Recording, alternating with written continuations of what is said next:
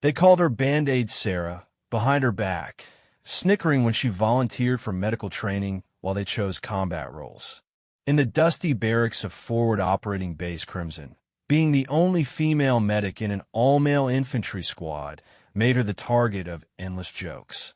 They questioned whether she had the stomach for real war, whether her gentle hands could handle anything beyond treating minor cuts and bruises. But when the convoy rolled into that narrow valley on a scorching Tuesday morning in Afghanistan, when a roadside bomb turned their armored vehicle into twisted metal and screaming chaos, when bullets started flying from the rocky hillsides like deadly rain, those same soldiers who had mocked her dedication would discover the true meaning of courage. They would learn that sometimes the person who saves your life isn't the one carrying the biggest gun, but the one carrying the heaviest responsibility, the weight of keeping everyone alive when death comes calling. This is the story of how Sergeant Sarah Martinez proved that being underestimated can be your greatest weapon, and how one medic's refusal to give up turned a nightmare into a testament of survival that would echo through military history. Sarah Martinez had always been different from her four brothers. While they played war games in the backyard of their small Texas home, she was the one patching up scraped knees and bandaging toy soldiers. Her mother, Elena, worked double shifts as a nurse at the local hospital, and Sarah would often accompany her during school breaks, fascinated by the controlled chaos of the emergency room. The decision to join the military came after high school graduation, when college seemed financially impossible for her family. Her brothers had already established themselves in various trades, but Sarah felt a calling that went beyond just serving her country. She wanted to serve by healing, not harming. When she announced her intention to become a combat medic, her father Miguel shook his head with concern. "Mija, why not become a regular nurse like your mother? The military is no place for healing," he said, his weathered hands holding her recruitment papers. But Sarah's mind was made up. She knew that soldiers needed medical care on the battlefield, and she believed she could make a difference. Basic training at Fort Sam Houston proved challenging in ways she had never expected. The physical demands were intense, but it was the psychological preparation that truly tested her limits. Her drill instructor, Sergeant First Class Johnson, was a towering man with scars that told stories of multiple deployments. He pushed every recruit to their breaking point, but seemed particularly focused on Sarah. "Martinez, you think this is summer camp?" he would bellow across the training field. "Out there, when bullets are flying and your buddies are bleeding out, nobody cares about your feelings. Can you handle that pressure, or should we send you home to mama?" Sarah gritted her teeth and pressed on. During medical training, she excelled in ways that surprised even her instructors. Her hands remained steady during high-pressure simulations. When other trainees flinched at graphic wound treatment exercises, Sarah remained focused and methodical. She memorized every procedure, every protocol, every life-saving technique with an intensity that bordered on obsession. Her classmates began to take notice. There was Rodriguez, a stocky young man from California who initially doubted whether women belonged in combat roles. There was Thompson, a quiet kid from rural Montana who had joined the military to escape poverty. And there was Williams, a former college football player whose confidence sometimes bordered on arrogance. At first, they kept their distance from Sarah, unsure how to interact with the only woman in their unit. The breakthrough came during a particularly grueling training exercise. The scenario involved multiple casualties in a simulated village under attack. Smoke filled the air, blank rounds fired continuously, and instructors screamed contradictory orders to increase stress levels. Most trainees froze or made critical errors under the pressure. But Sarah moved through the chaos like she had been born for it. She triaged casualties with remarkable efficiency, prioritizing based on survival chances rather than emotional reactions.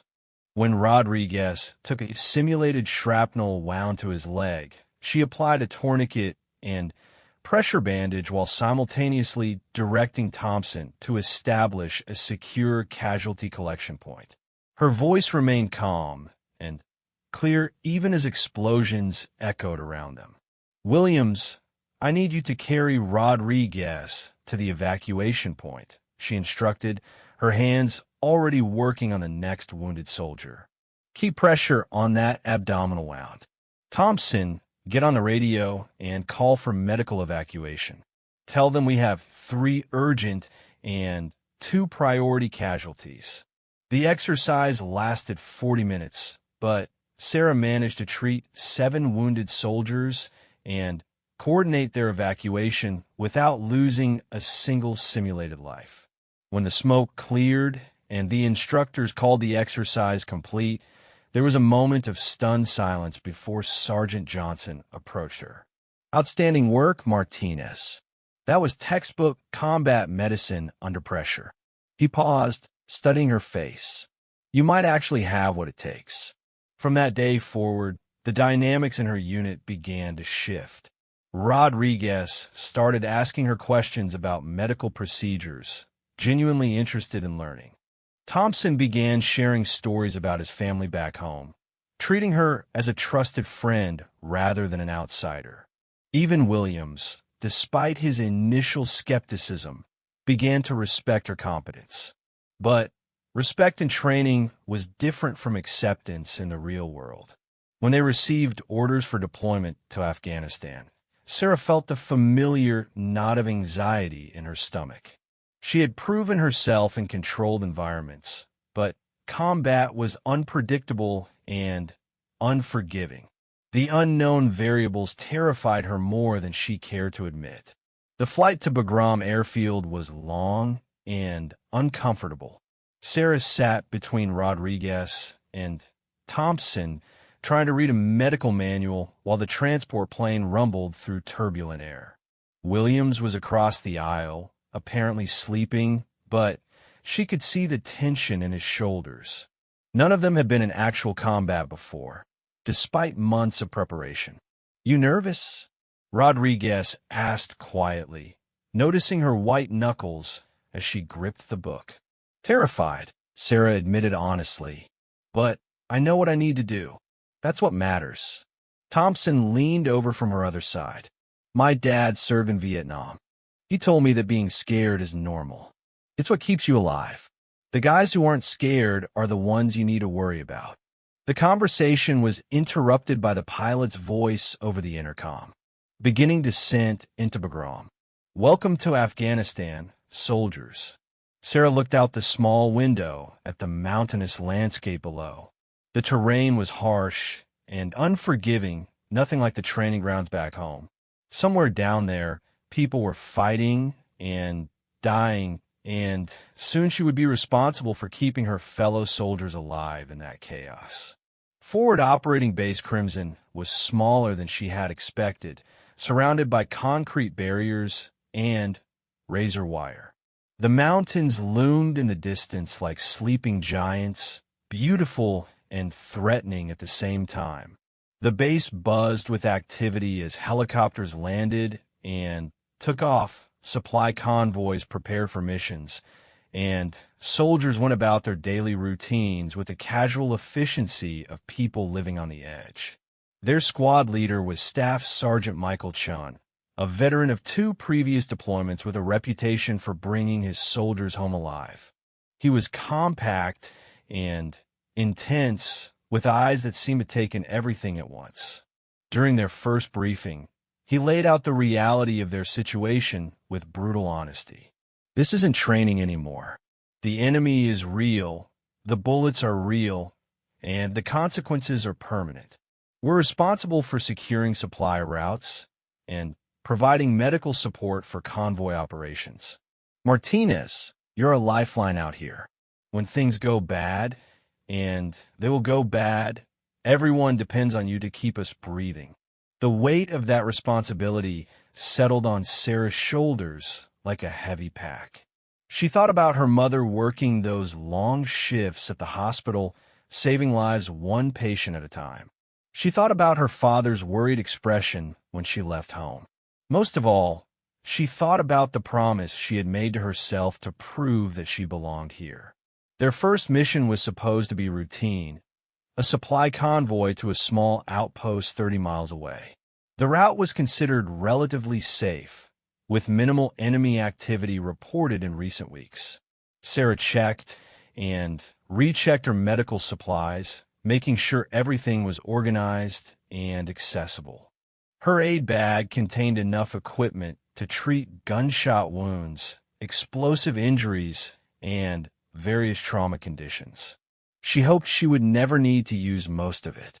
The convoy consisted of 4 armored vehicles carrying supplies and personnel.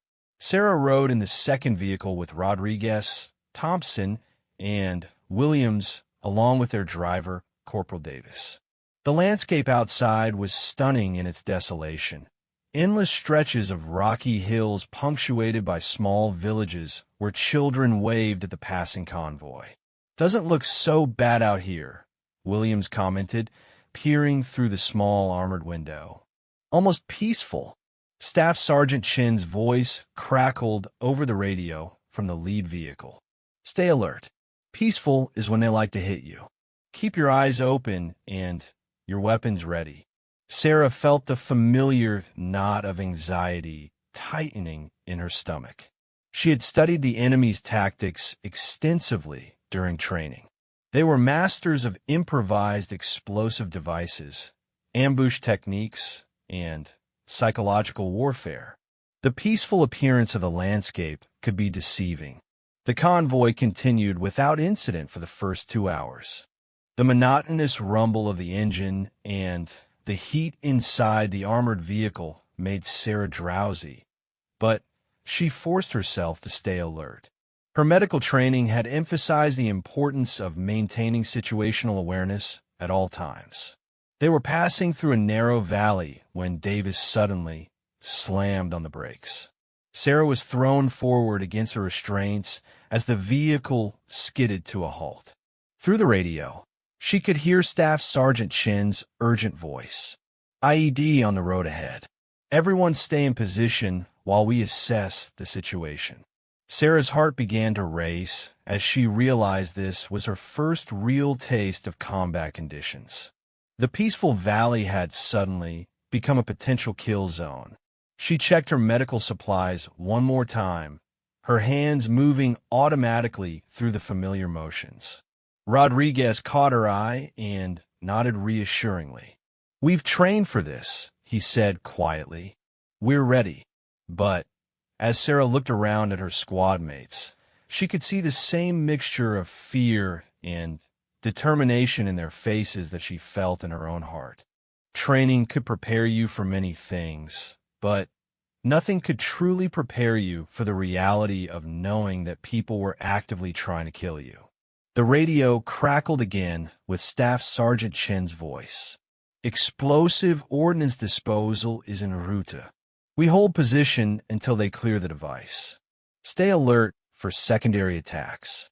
The waiting was almost worse than action would have been. Sarah found herself studying every shadow on the hillsides, every rock formation that could conceal an enemy fighter. Her medical training had taught her to remain calm under pressure, but this was different. This was the kind of pressure that could crack even the strongest person. After what felt like hours, but was probably only 30 minutes, the EOD team arrived in their specialized vehicle. Sarah watched through the narrow window as technicians in heavy protective gear carefully approached the suspected explosive device. The professionalism and courage of these specialists impressed her, knowing they were risking their lives to keep the convoy safe. The device turned out to be a false alarm, debris that had fallen from a previous convoy and resembled an improvised explosive device from a distance.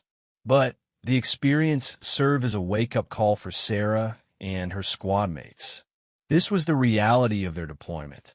Every mission carried the potential for violence, and complacency could be fatal.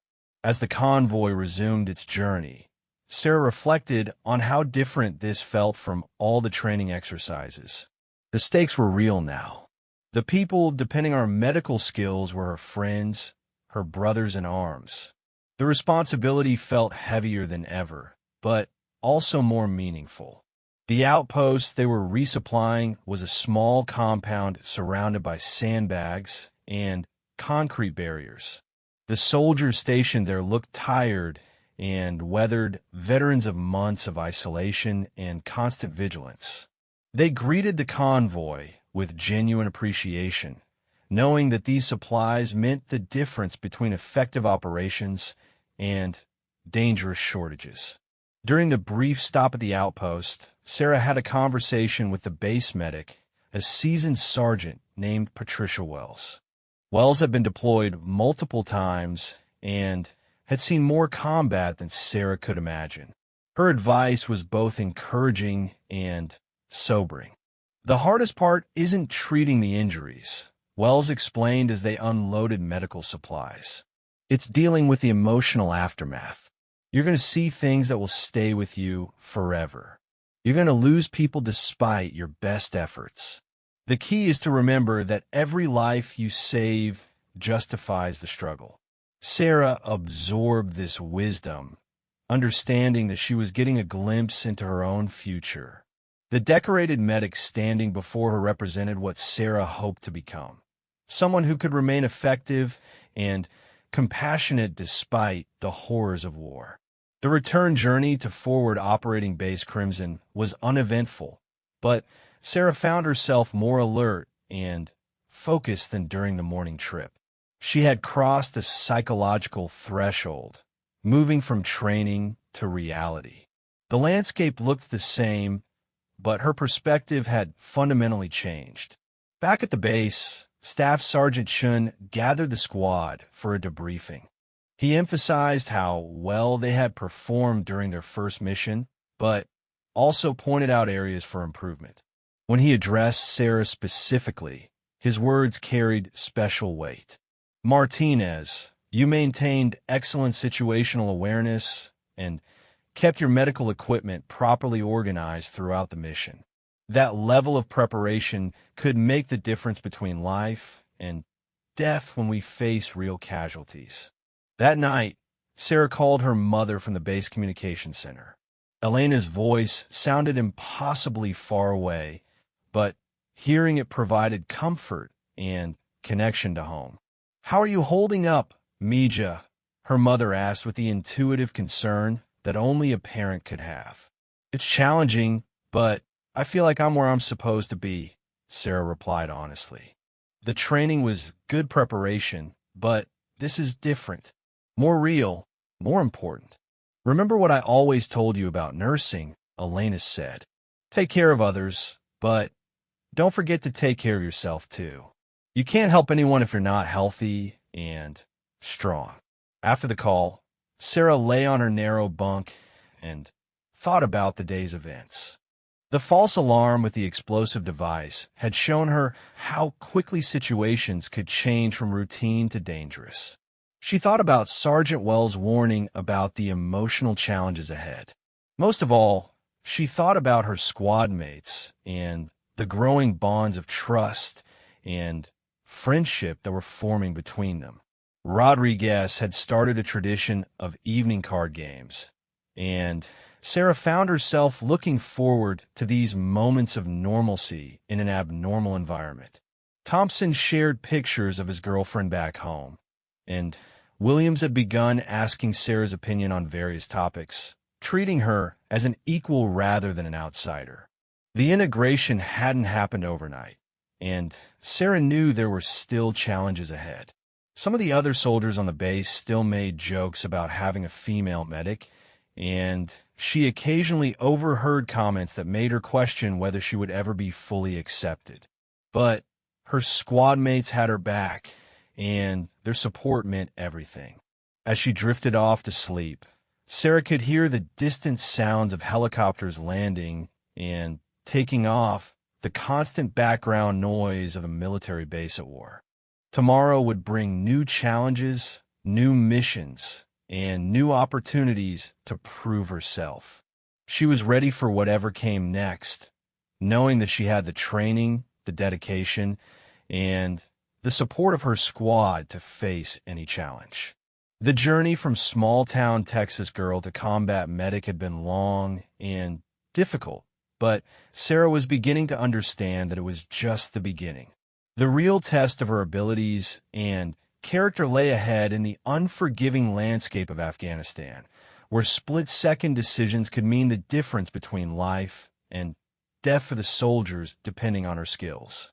She thought about her father's concerns and her mother's wisdom, about Staff Sergeant Chin's confidence in her abilities, and Sergeant Wells' warnings about the emotional toll of combat medicine. All of these voices would guide her through the challenges ahead, but ultimately, she would have to find the strength and courage within herself to become the medic her squad needed her to be. 3 weeks into their deployment, Sarah had settled into a routine that felt almost normal.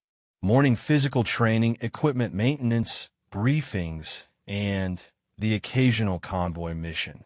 The squad had become a tight-knit unit, with inside jokes and shared experiences that bonded them together. But Afghanistan had a way of shattering any sense of normalcy without warning. The morning of July 15th started like any other. Sarah woke before dawn to the sound of helicopters and the distant rumble of generators. She performed her daily ritual of checking and organizing her medical supplies, a practice that had become as automatic as brushing her teeth. Each bandage, each medication, each piece of equipment had its designated place in her aid bag. Organization could mean the difference between a successful treatment and a tragic loss. Rodriguez was already awake, staring at a photograph of his sister's new baby. He had become an uncle while deployed, and the grainy photo sent via email was his most treasured possession. Thompson was writing in his journal, a habit he had maintained since basic training.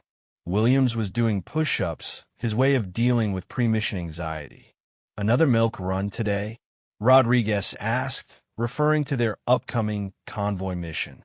Intelligence reports suggested minimal enemy activity along their planned route, making it seem like routine transportation duty. Staff Sergeant Chun entered their area with the purposeful stride that usually meant serious business. His expression was more focused than usual, and Sarah immediately felt her level of alertness increase. "Change of plans," Chun announced. "We're taking a different route today. There's been enemy activity reported along Highway 7, so we're going through the Khyber Valley instead. It's supposed to be quieter, but stay sharp." Sarah had studied the topographical maps of their area of operations extensively. The Khyber Valley was a narrow passage between two mountain ranges, with steep rocky walls on both sides. It offered limited visibility and fewer options for maneuvering if they encountered problems. Something about the route change made her uncomfortable, but she couldn't articulate why. The convoy assembled as usual, 4 armored vehicles loaded with supplies for Forward Operating Base Echo, a smaller outpost about 40 miles away. Sarah rode in the second vehicle with her squad mates, her medical bag positioned for quick access. The familiar weight of her equipment was both comforting and sobering, a reminder of her crucial role in keeping everyone alive. As they departed Forward Operating Base Crimson, Sarah noticed the landscape looked different in the early morning light. The mountains seemed more imposing, their shadows deeper and more mysterious. Local civilians were beginning their daily activities, farmers heading to fields, children walking to school, merchants preparing their shops. The normalcy of civilian life continued even in the midst of war. "Beautiful country," Thompson observed, looking out at the rugged terrain. "Shame about the circumstances." Corporal Davis, their driver, was more focused on the road conditions. "These mountain passes make me nervous," he admitted. "Too many places for bad guys to hide." Staff Sergeant Chin's voice came through their headsets from the lead vehicle. "Everyone stay alert. We're entering the valley in 5 minutes. Watch for anything unusual, disturbed earth, abandoned vehicles, anything that doesn't look right." The entrance to Khyber Valley was marked by towering rock formations that seemed to close in around the convoy. The road narrowed significantly, barely wide enough for 2 vehicles to pass. Sarah felt her anxiety increase as the mountain walls rose higher on both sides, creating natural choke points that would be perfect for an ambush. The radio traffic increased as the convoy navigated the winding road. Position reports, terrain observations, and constant communication between vehicles created a steady stream of chatter that Sarah found oddly comforting. As long as everyone was talking, everything was under control. They were about halfway through the valley when everything changed in an instant. The explosion was unlike anything Sarah had experienced in training. The roadside bomb detonated directly beneath the lead vehicle, lifting the heavy armored truck into the air and slamming it back down in a twisted heap of smoking metal. The sound was overwhelming, a crushing roar that seemed to come from everywhere at once, followed by the screech of tearing steel and shattering glass. Davis slammed on the brakes as debris rained down around them. Through the armored windshield, Sarah could see the lead vehicle lying on its side, smoke pouring from the engine compartment. Her medical training kicked in immediately, overriding the shock and fear that threatened to paralyze her. "Medic up front," came the desperate call over the radio, though Sarah was already grabbing her aid bag and preparing to exit the vehicle. "Stay put until we secure the area," Rodriguez warned, but Sarah was already moving. Every second of delay could mean the difference between life and death for the soldiers trapped in that wreckage. The sound of gunfire erupted from the rocky hills above them. Muzzle flashes appeared among the boulders as enemy fighters opened fire on the convoy with automatic weapons and rocket-propelled grenades. The narrow valley had become a kill zone, exactly as Sarah had feared. "Contact left. Contact right," Williams shouted into his radio as he returned fire through the vehicle's gun port. "We're taking fire from multiple positions." Sarah's world narrowed to a single focus, reaching the casualties in the lead vehicle. She sprinted across the open ground between vehicles while bullets cracked overhead, her medical bag bouncing against her hip with each step. Training had prepared her for this moment, but the reality was more intense than any simulation. The lead vehicle had rolled onto its driver's side, crushing the roof and trapping the occupants inside. She could hear voices calling for help from within the twisted metal, but the smoke and dust made it difficult to assess the situation. Her hands moved automatically, checking for her triage tags and preparing to prioritize casualties based on survival chances. Thompson appeared beside her, his rifle ready to provide security while she worked. "What do you need?" he shouted over the gunfire. "Help me get them out," Sarah replied, already examining the vehicle for the best entry point. The rear door was jammed, but she could see movement through a partially open window. The first casualty she reached was their squad leader, Staff Sergeant Chen. He was conscious but trapped under twisted metal, blood flowing from a gash on his forehead. His left leg was bent at an unnatural angle, clearly broken. But he was alert and responsive, which meant he was not the most critical case. "Martinez, thank God," Chen gasped as she began her assessment. "Johnson and Davis are hurt bad. Get to them first." Sarah's training took over completely. She quickly tagged Chen as priority, serious injuries but stable for the moment, and moved deeper into the wreckage. The smell of diesel fuel and hot metal filled her nostrils as she crawled through the confined space, searching for the other casualties. Corporal Johnson, their communications specialist, was unconscious and bleeding heavily from what appeared to be shrapnel wounds to his chest and abdomen. His breathing was shallow and rapid, classic signs of shock from blood loss. Sarah immediately began applying pressure bandages while assessing the extent of his injuries. "I need help moving Johnson," she called to Thompson, who was still providing security outside the vehicle. "He needs immediate evacuation or he's going to die."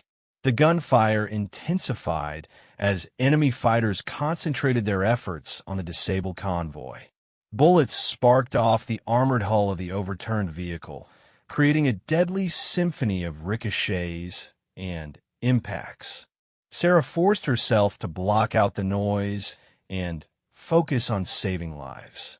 Davis, their driver, was trapped behind the steering wheel with obvious injuries to both legs. He was conscious and talking, which was encouraging, but the amount of blood suggested possible arterial damage. Sarah made the difficult decision to prioritize Johnson's more critical injuries, while quickly applying tourniquets to Davis's legs to control the bleeding. "Thompson, I need you to help me get Johnson out of here," she shouted. "Chin can wait a few more minutes, but Johnson won't last much longer without surgery."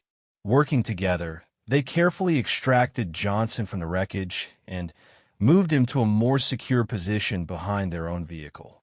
Sarah's training in trauma medicine took over as she established an intravenous line and began administering fluids to combat shock. Her hands remained steady despite the chaos around her, muscle memory from countless hours of practice guiding her movements. Rodriguez appeared with additional medical supplies from their vehicle. "Williams is coordinating return fire with the other vehicles," he reported. "Enemy positions are in the rocks about 300 meters up the hillside. Get on the radio and call for medical evacuation," Sarah instructed while continuing her work on Johnson. "Priority urgent for one casualty, priority for 2 others.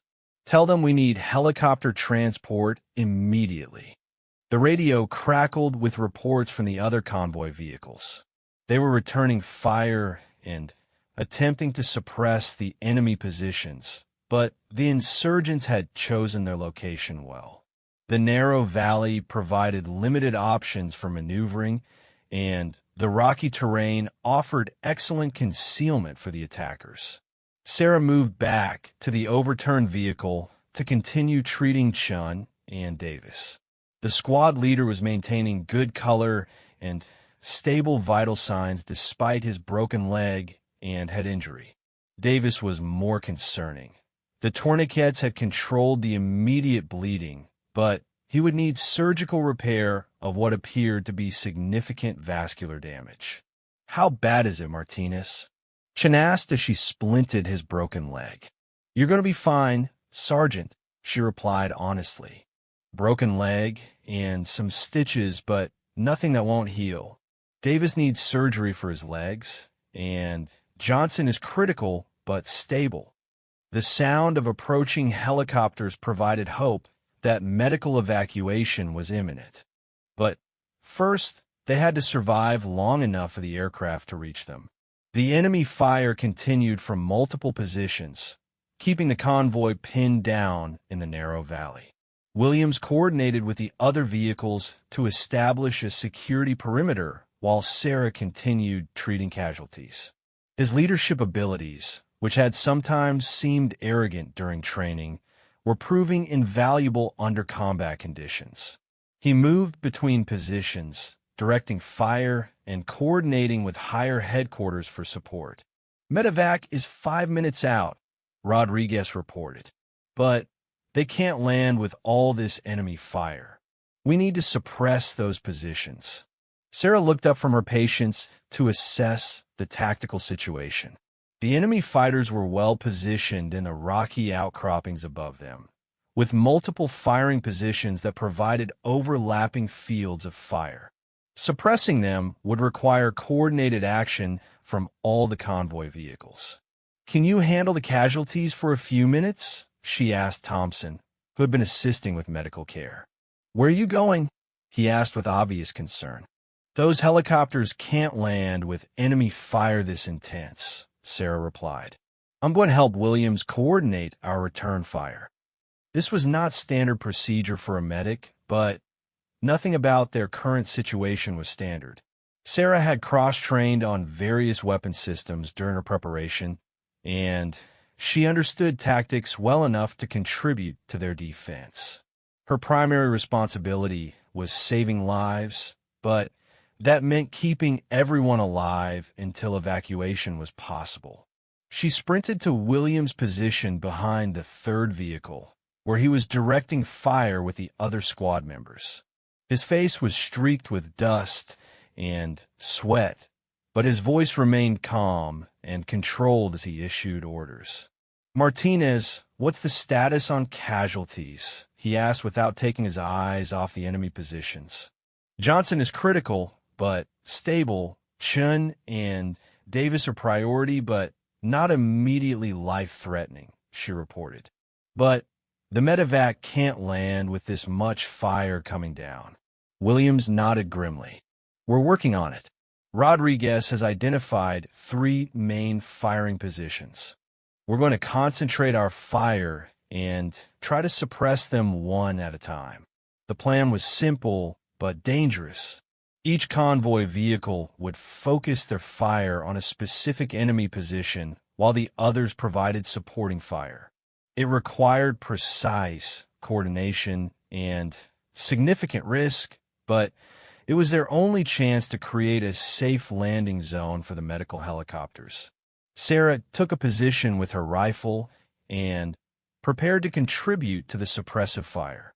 Her marksmanship training had been thorough, but this was her first time firing at human targets in actual combat. The moral weight of that reality was overwhelming, but her responsibility to her wounded comrades overrode any hesitation. "On my mark," Williams commanded over the radio.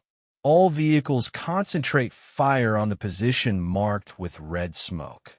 Rodriguez threw a smoke grenade toward the first enemy position, and immediately all 4 convoy vehicles opened fire with everything they had. The volume of fire was intense, with machine guns, rifles, and automatic weapons all contributing to a devastating barrage that echoed off the valley walls. The enemy fire slackened noticeably as the fighters were forced to take cover. Sarah could see muzzle flashes disappearing as their suppressive fire found its mark. But she knew this was only temporary. Once they stopped firing, the enemy would resume their attack with renewed intensity. "Keep it up," Williams shouted. "Medevac is 1 minute out." The sound of helicopter rotors became audible over the gunfire, growing louder as the medical evacuation aircraft approached their position. Sarah felt a surge of hope as she realized her casualties might actually survive this nightmare. But the helicopters were still vulnerable to enemy fire, and the suppression had to continue until they were safely on the ground. The first medevac helicopter appeared above the valley rim, descending rapidly toward the narrow road where the convoy was positioned. The pilot showed remarkable skill in maneuvering the aircraft into such a confined space while under potential enemy fire. Sarah felt tremendous respect for the flight crews who risked their lives to evacuate wounded soldiers. "Smoke is out for landing zone," Rodriguez reported, throwing colored smoke grenades to mark the helicopter landing area. The purple smoke drifted lazily in the mountain air, providing a clear reference point for the pilot. As the helicopter touched down, Sarah and Thompson moved quickly to load their casualties. Johnson went first, still unconscious but with stable vital signs thanks to Sarah's quick treatment. Chun was able to walk with assistance despite his broken leg, and Davis required a stretcher due to his leg injuries. The helicopter crew chief, a seasoned medic with multiple deployment patches on his uniform, quickly assessed each casualty as they were loaded. His professional evaluation confirmed Sarah's triage decisions and treatment priorities. "Outstanding work," he shouted over the rotor noise.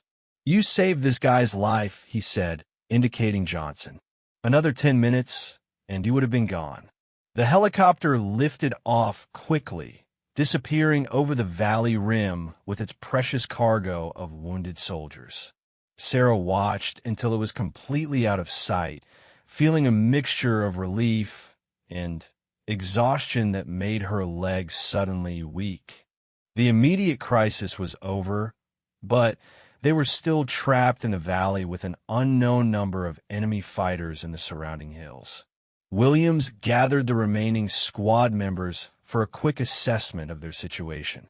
They had successfully evacuated their most seriously wounded, but they were still outnumbered and trapped in a tactically disadvantageous position. The destroyed lead vehicle would have to be abandoned, and they needed to consolidate their remaining personnel and equipment. "How many rounds do we have left?" Williams asked, taking inventory of their ammunition supplies. "Enough for maybe 30 minutes of sustained fire," Rodriguez reported after checking with the other vehicles. "But if they bring in more fighters, we could be in trouble." Sarah checked on the remaining personnel for any injuries that might have been overlooked in the chaos. Several soldiers had minor cuts and bruises from the explosion and subsequent firefight, but nothing that required immediate medical attention. Her aid bag still contained enough supplies to treat additional casualties if necessary. The radio crackled with communications from higher headquarters. Additional forces were being dispatched to assist with their extraction, including close air support and a quick reaction force from forward operating Base Crimson. But it would take time for help to arrive, and they had to survive until then. As if reading their thoughts, the enemy fire resumed from new positions higher up the valley walls. The insurgents had used the brief lull during the helicopter evacuation to reposition themselves and prepare for a sustained attack. Muzzle flashes appeared from locations that hadn't been active before, indicating that reinforcements had arrived. "They're trying to finish us off," Williams observed grimly. "Everyone find good cover and conserve ammunition. Help is coming, but we need to hold out until it gets here."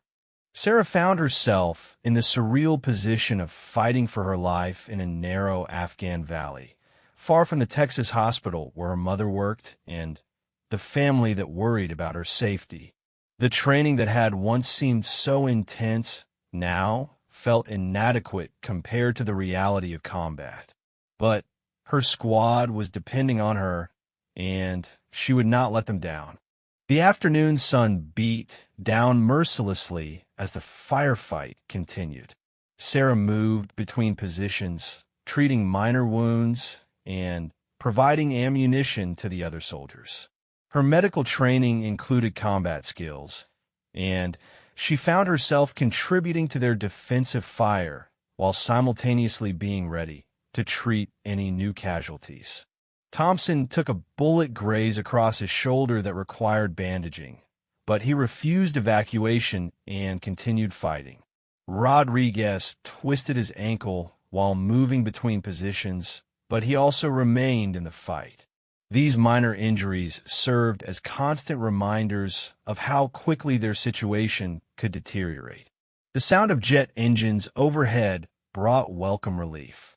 Close air support had arrived in the form of two A-10 Thunderbolt aircraft, designed specifically for supporting ground forces in exactly this type of situation. Williams coordinated with the pilots via radio, identifying enemy positions and requesting precision strikes. The first bombing run was devastating. The distinctive sound of the A-10's cannon echoed off the valley walls as 30mm shells tore into the rocky positions where enemy fighters had been hiding. Secondary explosions suggested that ammunition or weapons caches had been hit, adding to the destruction. Enemy fire decreased dramatically after the airstrikes, but scattered shots continued from concealed positions. The insurgents were either dead, wounded, or had withdrawn to fight another day. Either way, the immediate threat to the convoy had been significantly reduced. As the sun began to set over the Afghan mountains, the quick reaction force finally arrived. Additional armored vehicles and infantry soldiers secured the valley and began the process of extracting the damaged convoy. Sarah felt overwhelming relief as she realized they had all survived the day's ordeal. The ride back to Forward Operating Base Crimson was subdued. Everyone was processing what had happened and how close they had come to disaster. Sarah stared out at the darkening landscape, thinking about the casualties she had treated and the soldiers she had helped save. The weight of responsibility felt heavier than ever, but also more meaningful. Back at the base, there would be debriefings, reports, and medical evaluations. Sarah would have to describe her actions in clinical terms for official records. But the real measure of success was simpler. 3 soldiers were alive because of her quick thinking and medical skills, and her entire squad had survived their first major combat engagement. The aftermath of the Khyber Valley ambush changed everything for Sarah and her squad. Word of their successful defense and her life-saving medical work spread throughout Forward Operating Base Crimson like wildfire. Soldiers who had previously dismissed her as just another female medic now looked at her with respect and admiration. But Sarah found the attention uncomfortable, preferring to focus on the work still ahead. Staff Sergeant Chun had been evacuated to a military hospital in Germany for surgery on his broken leg. Before leaving, he had insisted on speaking with Sarah privately in the medical tent, where she was being treated for minor cuts and exhaustion. "Martinez, what you did out there," he said, his voice thick with emotion. "Johnson will be dead if not for your quick thinking. Davis told me you applied those tourniquets so fast he barely felt the pain. And coordinating fire with Williams while treating casualties? That's not in any manual I've ever read." Sarah felt embarrassed by the praise. "I just did my job, Sergeant. Anyone would have done the same." Chen shook his head firmly. "No, they wouldn't have. Most people would have frozen or panicked. You stayed calm, made the right decisions, and kept everyone alive. That's not training, that's character." The official after-action report would later describe the engagement as a textbook example of small unit tactics and combat medicine under extreme conditions. Higher headquarters wanted to use their actions as a case study for training other units. But for Sarah, the academic analysis felt disconnected from the raw reality of what they had experienced. 3 days after the ambush, Johnson was flown back from the field hospital where he had undergone emergency surgery. The doctors had managed to repair the damage from his shrapnel wounds, but he would need months of recovery before returning to duty. When he was strong enough to speak, his first request was to see Sarah. She found him in the base medical facility, pale, but alert, connected to various monitoring equipment. His family had been notified that he was wounded, but stable, and his girlfriend had sent messages through the Red Cross expressing her relief that he was alive. "They tell me you saved my life," Johnson said when Sarah entered his room. "I don't remember much after the explosion, but Davis described what you did. Crawling into that wreckage under fire, stopping the bleeding, getting me out of there. You would have done the same for me," Sarah replied, uncomfortable with being treated like a hero. "We're a team. That's what teams do." But Johnson wasn't satisfied with that response. "No, Martinez. What you did was above and beyond anything we could have expected. And it wasn't just the medical care. It was the leadership, the courage, the way you kept everyone focused on the mission. Davis had also returned to the base, walking on crutches, but otherwise recovering well from his leg injuries. The surgeons had successfully repaired the vascular damage, though he would likely have a permanent limp. Like Johnson, his first priority was expressing gratitude to Sarah for her actions during the ambush. "My wife called yesterday," he told her during one of his physical therapy sessions. "She wanted me to thank the medic who saved my life. I told her it wasn't just medical training. It was heart. You cared enough to risk your own life for mine." The recognition from her patients meant more to Sarah than any official commendation could. These were the soldiers she had sworn to protect, and knowing that she had succeeded in keeping them alive validated every sacrifice she had made to become a combat medic. But the real test of how the ambush had changed perceptions came during a squad meeting 2 weeks later. Williams had been temporarily assigned as acting squad leader while Chun recovered, and he was briefing them on their next mission. The dynamic in the room was noticeably different from their early days of deployment. "Before we discuss operational details," Williams began, "I want to address something that's been on everyone's mind. The actions of Sergeant Martinez during the Khyber Valley engagement were nothing short of extraordinary. Her medical skills, tactical awareness, and personal courage saved lives and enabled our successful defense." Rodriguez and Thompson nodded agreement, but Williams wasn't finished. "More importantly, her leadership during that crisis showed all of us what it means to put the mission and our fellow soldiers above personal safety. From now on, anyone who questions Martinez's place in this squad will answer to me personally."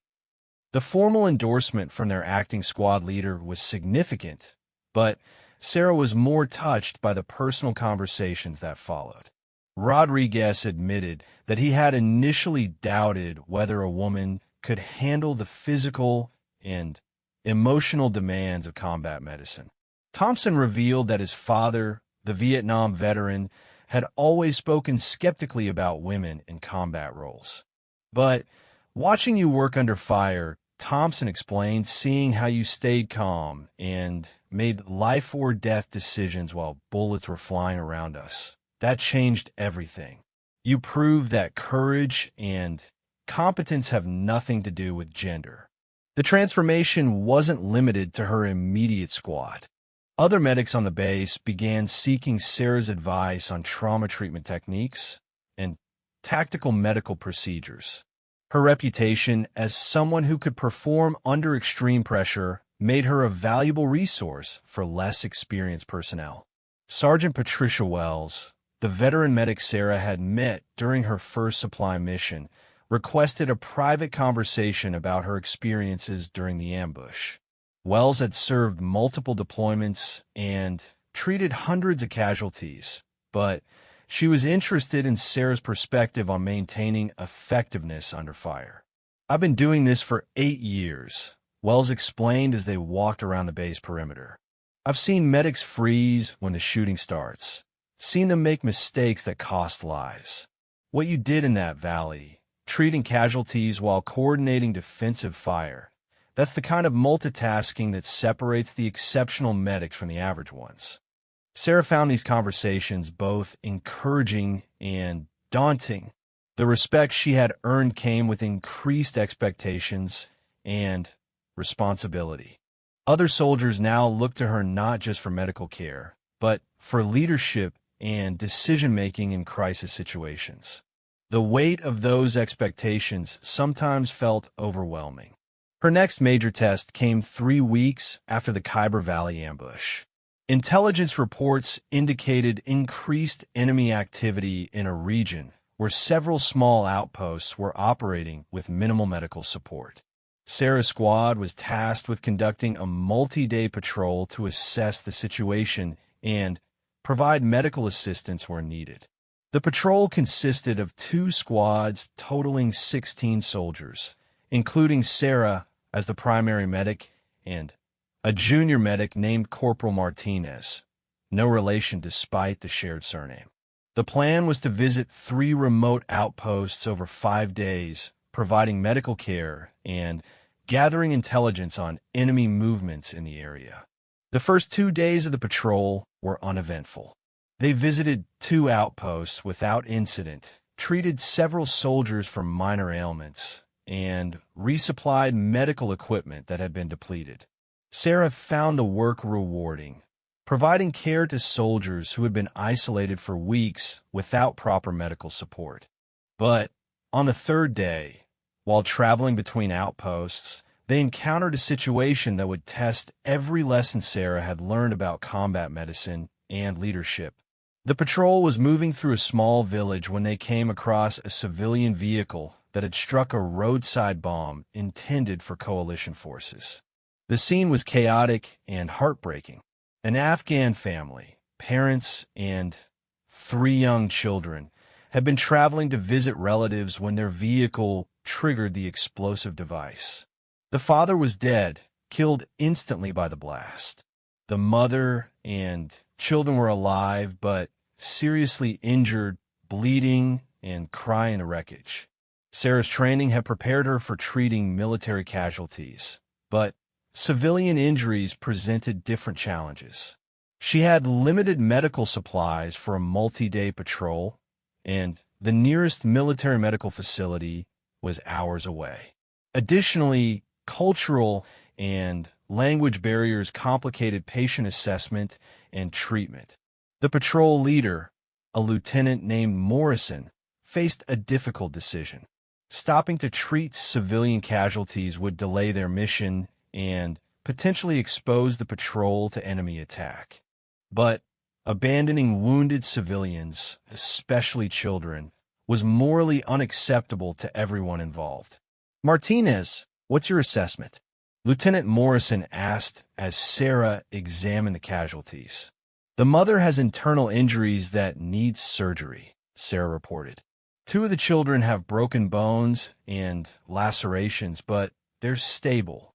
The youngest child has a head injury that concerns me, possible concussion or skull fracture. Can you stabilize them for transport to the nearest medical facility? Sarah looked at her limited supplies and the severity of the injuries she was treating. "I can keep them alive for several hours, but the mother needs surgery soon or she'll die. The child with the head injury needs immediate evaluation by a doctor." Lieutenant Morrison made the decision to call for emergency medical evacuation, despite the risks involved. The helicopter would have to land in unsecured territory, and the delay would compromise their planned schedule.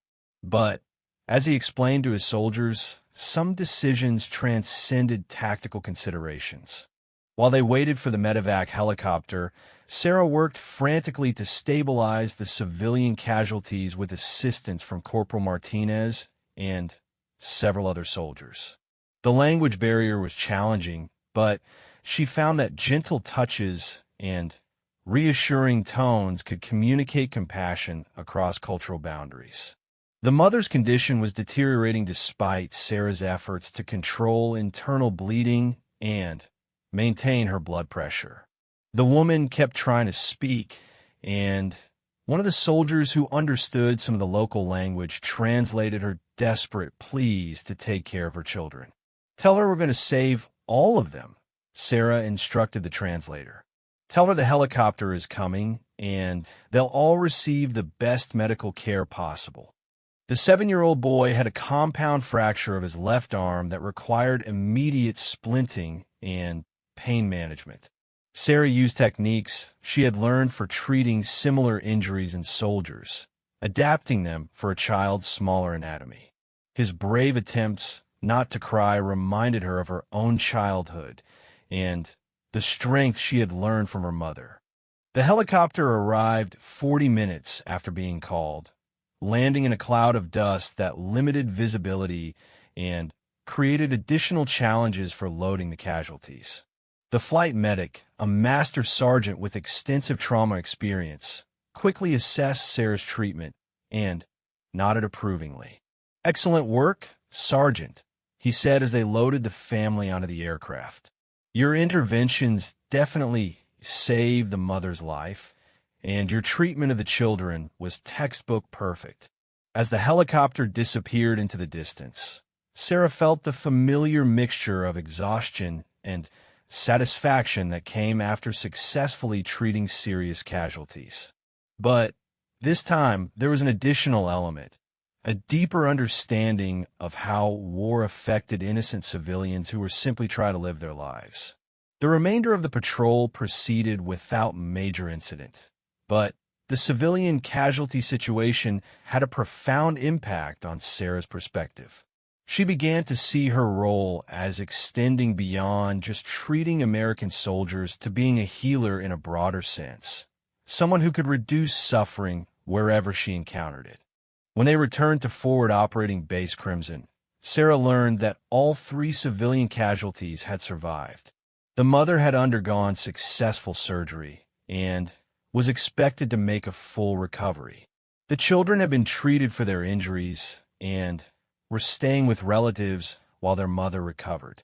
The news provided enormous satisfaction and reinforced Sarah's commitment to her medical mission. Lieutenant Morrison included Sarah's actions in his patrol report, noting that her quick thinking and skilled treatment had saved multiple lives. More importantly, he described how her compassionate care for civilian casualties had demonstrated American military values to local villagers who witnessed the incident. Sergeant Martinez didn't just provide medical care, he wrote. She showed an entire village that American soldiers care about protecting innocent life, regardless of nationality or religion. Her actions probably prevented more insurgent recruitment than any tactical victory could have achieved. As Sarah's deployment neared its end, she reflected on how much she had changed since arriving in Afghanistan 7 months earlier. The scared young woman who had worried about earning acceptance from her male squad mates had evolved into a confident medical professional who could handle any challenge. Her squad had become a true family, bonded by shared experiences and mutual respect that transcended any differences in background or gender. Rodriguez had started calling her Doc, a nickname that spread throughout their unit and became a term of endearment rather than just professional recognition. Thompson had overcome his father's skepticism about women in combat by sharing stories of Sarah's courage and competence. Williams had developed into an effective leader partly by watching how Sarah managed crisis situations with calm professionalism. Even the replacement soldiers who joined their unit treated her with immediate respect based on her established reputation. Staff Sergeant Chun returned to duty 2 weeks before their scheduled departure, walking with a slight limp but otherwise fully recovered from his injuries. His first official act was to recommend Sarah for the Bronze Star Medal for her actions during the Khyber Valley ambush, citing her extraordinary heroism and devotion to duty under enemy fire. "You've exceeded every expectation I had when you joined this squad," Chin told her during their final performance evaluation. "You've proven that the best medics aren't just technically skilled. They're leaders who can inspire others to overcome impossible challenges." The Bronze Star recommendation was eventually approved, making Sarah one of the few female medics to receive such recognition during that deployment period. But for her, the real reward was knowing that she had kept her promise to bring her squad home alive. On their last night in Afghanistan, the squad gathered in their usual spot for what had become a traditional card game. But instead of playing, they spent the evening sharing memories and reflecting on their experiences. Each soldier talked about how the deployment had changed them and what they planned to do when they returned home. When it was Sarah's time to speak, she looked around at the faces of the men who had become her brothers in the truest sense of the word. These soldiers who had initially questioned her place among them now looked at her with absolute trust and admiration. "I came here to prove that I belong," she said. "But I learned that belonging isn't about proving yourself to others. It's about being willing to sacrifice everything for the people beside you. You taught me that, and I'll never forget it. Rodriguez spoke for the group when he responded.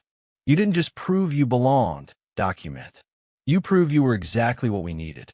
None of us would have made it home without you. The flight back to the United States was bittersweet. Sarah was eager to see her family and begin the next chapter of her life, but leaving Afghanistan meant saying goodbye to the most intense and meaningful experience she had ever known. The landscape that had once seemed alien and threatening now felt like home in a strange way. At the homecoming ceremony, Sarah's parents were waiting with tears of pride and relief. Her mother, Elena, hugged her tightly and whispered, I knew you would make a difference, Mija, but you made a bigger difference than any of us imagined. Her father, Miguel, who had worried about his daughter going to war, looked at her with newfound respect. You save lives, he said simply. There's no higher calling than that. The transition back to civilian life was challenging for Sarah, as it was for all combat veterans. The intensity and purpose of deployment made everyday concerns seem trivial by comparison. She enrolled in nursing school, planning to combine her military medical experience with formal healthcare training. But her real calling came when she was contacted by the Army's Medical Training Command to help develop improved combat medic training programs. Her experiences in Afghanistan, particularly the Khyber Valley engagement, were being studied to improve how medics were prepared for combat situations. Sarah found tremendous satisfaction in training the next generation of combat medics, sharing hard-earned lessons about performing under pressure and the importance of tactical awareness in medical care. Her students listened with respect to someone who had proven herself in actual combat.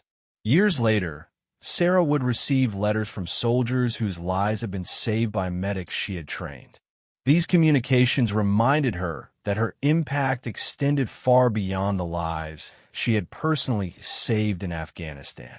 Through her teaching and mentoring, she was continuing to save lives long after her own combat service had ended.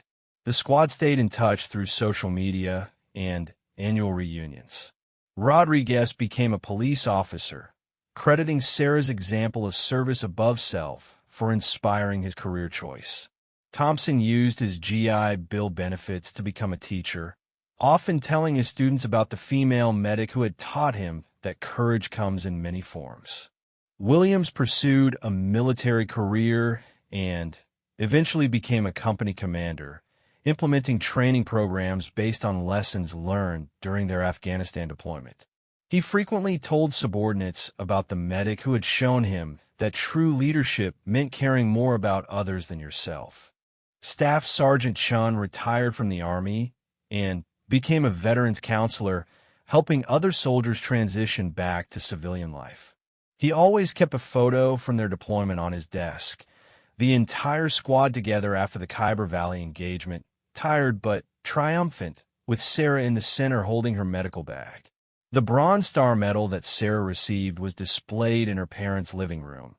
But for her, the real medals were the friendships that had survived combat and the knowledge that she had lived up to every expectation placed on her. The young woman who had been laughed at for being a medic had become a symbol of courage and competence that would inspire others for years to come. In quiet moments, Sarah sometimes thought about that day in the Khyber Valley when everything changed. She remembered the sound of the explosion, the chaos of the aftermath, and the desperate fight to keep her squad mates alive. But most of all, she remembered the moment when she realized that she wasn't just a medic, she was a soldier who happened to heal instead of harm. The journey from small-town Texas to the mountains of Afghanistan had transformed her from someone seeking acceptance to someone who commanded respect through action and sacrifice. She had proven that gender meant nothing when measured against courage, that belonging was earned through dedication, and that the greatest heroes are often those who serve quietly in the background, ready to risk everything for others. Sarah Martinez had entered the military to serve her country, but she had discovered something greater: the power to heal both bodies and souls, to build bridges across differences, and to demonstrate that the strongest weapons in any army are compassion, courage, and the unwavering determination to bring everyone home alive.